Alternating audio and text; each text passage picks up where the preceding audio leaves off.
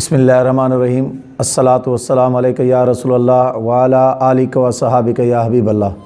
حضرات محترم، اللہ تبارک و تعالیٰ کا لاکھ لاکھ احسان ہے کہ اس نے اپنے پیارے محبوب صلی اللہ علیہ وسلم کا ہمیں امتی بنایا ہے، اور امتی ہونے کے ناطے سے اللہ تبارک و تعالیٰ نے ہماری بخشش کے بے شمار سما کیے ہیں۔ انہی میں سے ایک ہے نماز، اور نماز کو بلانے کے لیے، نمازی کو بلانے کے لیے اذان دی جاتی ہے، اور صرف اذان کو ہی خاموشی کے ساتھ سن لیا جائے، اس کا جواب دے دیا جائے تو انسان کی بخشش کے لیے، انسان کے ثواب کے لیے بہت بڑا ایک ذریعہ ہے۔ لیکن افسوس یہ ہے کہ ہم اذان کے دوران گفتگو کرتے رہتے ہیں، دنیاوی کاموں میں مصروف رہتے ہیں۔ اب دیکھیں کہ میرے آقا صلی اللہ علیہ وسلم نے ارشاد فرمایا کہ مومن کی نامرادی اور بدبختی کے لیے یہی کافی ہے کہ وہ اذان کو سنے لیکن خاموشی اختیار نہ کرے۔ اسی طریقے سے حضرت ابو ہریرہ رضی اللہ تعالیٰ عنہ فرماتی ہیں کہ کوئی اذان کو سنے، اس کا جواب نہ دے، خاموش نہ ہو، تو پھر اس کے کانوں میں سیسا پگھلا کر ڈال دیا جائے۔ اور علماء کرام مفسرین یہ بیان کرتے ہیں کہ جو اذان سن کر بھی خاموش نہیں ہوتا تو ڈر ہے کہ موت کے وقت اس سے ایمان کی دولت کو چھین نہ لیا جائے۔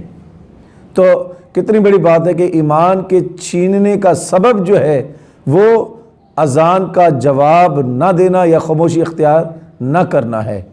حضرات محترم، یہ کتنی بڑے صرف 2 منٹ کی بات ہوتی ہے، اور اذان جب سنیں تو خاموش ہو جائیں اور سنیں کہ کیا کہا جا رہا ہے۔ اللہ تبارک تعالیٰ کی رحمتوں کا نزول شروع ہو جاتا ہے۔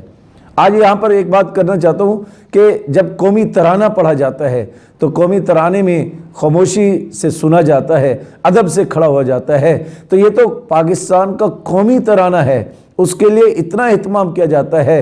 تو جو بندہ نماز کے لیے بلا رہا ہے، اس کی آواز کو سن کر اگر ہم خاموشی اختیار کریں گے تو رب تعالیٰ کتنا کرم فرمائے گا۔ میں یہ واقعہ آپ کو سنانا چاہتا ہوں کہ خلیفہ ہارون الرشید، اس کی بیگم زبیدہ ملکہ تھی، تو مرنے کے بعد اسے کسی نے خواب میں دیکھا، اور دیکھنے کے بعد کہا، اے زبیدہ، تو نے تو نہر بنائی تھی جو نہر زبیدہ کے نام سے مشہور ہوئی تھی، جو بغداد سے لے کر مکہ تک، عرفات کے میدان تک پہنچی تھی، اور جس کے آج بھی آثار دیکھے جا سکتے ہیں۔